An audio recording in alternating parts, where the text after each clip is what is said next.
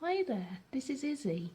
I'm a home grower with no special equipment, and today I wanted to do a little bit of a follow-up on the what to do when you get new orchids, to say what happens when I want to repot an orchid that I've not grown before. So here we have at the start of the previous show what I think is Nelly Isler, but I just picked it up in the shops. It was really gorgeous, and it has now finished flowering. As you can see, all those flowers are dead and gone. So I need to choose how to repot this, because I decided when I was doing that video that I really don't like what it's potted in. It's potted in some kind of soily type mixture, and that's way too damp for my growing conditions. So when I get a new orchid like this and I want to repot it, I need to decide what I'm going to pot it in or on, and also I want to decide on the pot. So first, what am I going to put it in or on? Well, I need to do a bit of research on the internet about the plant itself before deciding this. So when I went on the internet, I discovered that the Nelly Isler likes to stay really moist, and it really wants to have nice plump pseudo bulbs and a very moisture retentive medium. But it's not like it's a complex hybrid, so it's not like it needs any particular naturalistic conditions.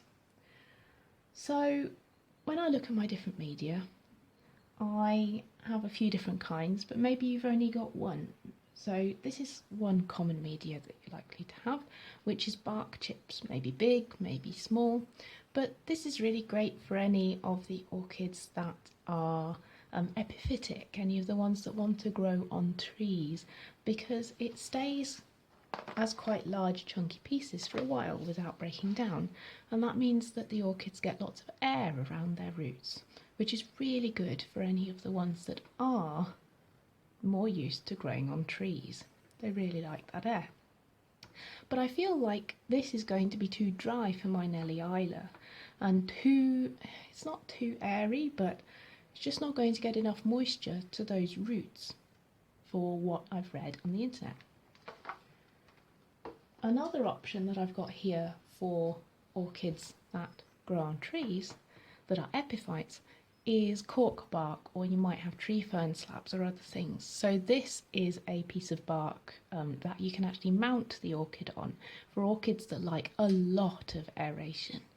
So you might choose to mount some kinds of orchids if you know that they really don't like being put in a pot. But again, I don't think this is suitable for a plant that wants to stay very moist all the time. So out of my options, I've got two here for plants that like to stay more moist. One of these is a fine bark chip mix, maybe mixed with perlite or sponge rock, I'm not totally sure. And this is one I use for some of the terrestrial orchids. A little more moisture retentive, but the little bits of stone-like stuff stop it from decomposing and really clinging to their roots too much. But I think this might be a bit too moisture retentive for this plant, and it's a little bit difficult to decide whether the plant's going to like this in advance for me in my growing conditions. So we've got what I think I'm going to go for, which is sphagnum moss. This is rehydrated New Zealand sphagnum moss. You can get it in nice dense hydrated bricks and then rehydrate it at home. And there's some great properties about sphagnum moss for orchids that you might not know how you want to cultivate yet. So it's very wicking stuff. Water is sucked up by sphagnum moss very easily, and that means that you can put in a little water and see how the plant does, or a lot of water and see how the plant does. You don't want to put in a lot normally with sphagnum moss, but you can experiment a little bit with how much water the plant receives. So that's quite nice. The other thing is it can stay quite light and airy, which is really great for a lot of orchids. So I think for this Nelly Isler I'm going to try sphagnum moss. But it's always an experiment when you've never grown an orchid in your conditions before as to what it will actually like. So I say I'm going to try the sphagnum moss, but maybe in 6 months or a year's time I decide that it wasn't the right thing after all and I go for some other media. The next thing you want to decide on is what pot size you're going to go for. Now, I've got a few different pot sizes here, and some of these are going to clearly be too big, like this one.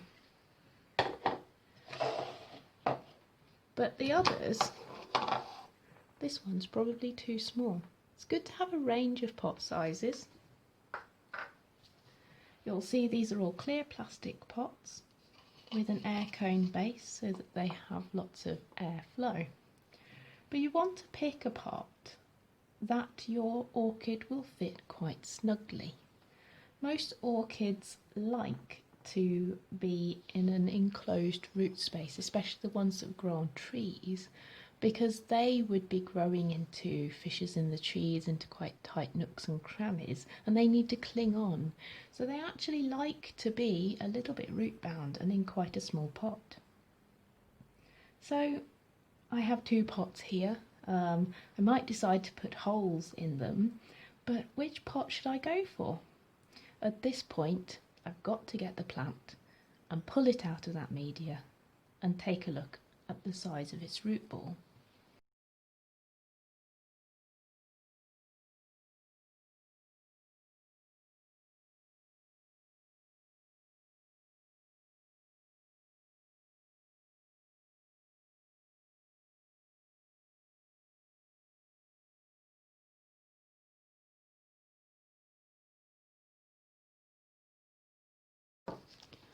Fantastic. So now we have the plant free of its original media. We can take a quick look at the health of the roots. You can see we've got some new growing root tips down here, 3 new ones there, and some others showing new root growth. That's very nice.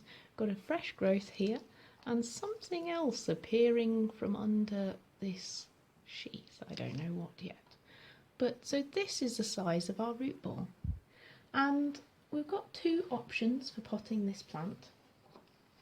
We've got the really small one here, and that might be alright, but it might be a bit of a squeeze when this plant starts to really grow. And I feel as though this could be quite a good pot for many plants, but this plant is going to require a small amount more room to grow into. So I'll probably go for this one.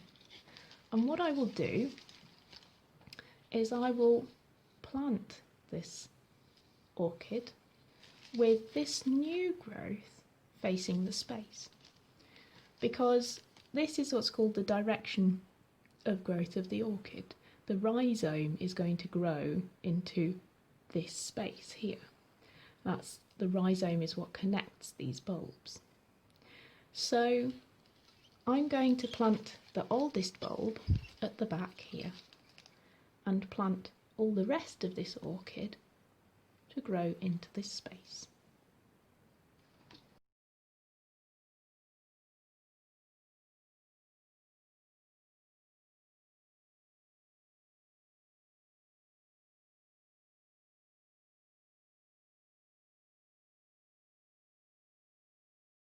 So there's my Nelly Isler planted. I think I'm going to stake this orchid so that it stays upright in this pot as well.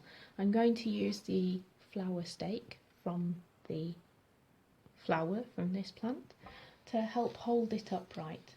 I'm also going to cut off this flower stem part way up because I want this plant to be able to recover and adapt to its new medium. But in general, this is going to be my new trial setup for this orchid.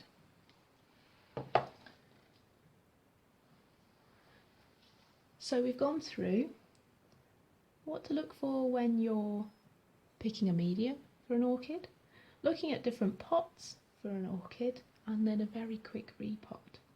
I hope this is useful for you when you're thinking of repotting one of your own nice new orchids. If you enjoyed this video, you can subscribe to the channel for more. Try and do one every week. If you really enjoyed it, you could give it a like, or you could put comments down below if you'd like to see something similar or something different in the future. That's all for now. It's been great to see you. Thanks ever so much for watching, and see you soon. Bye!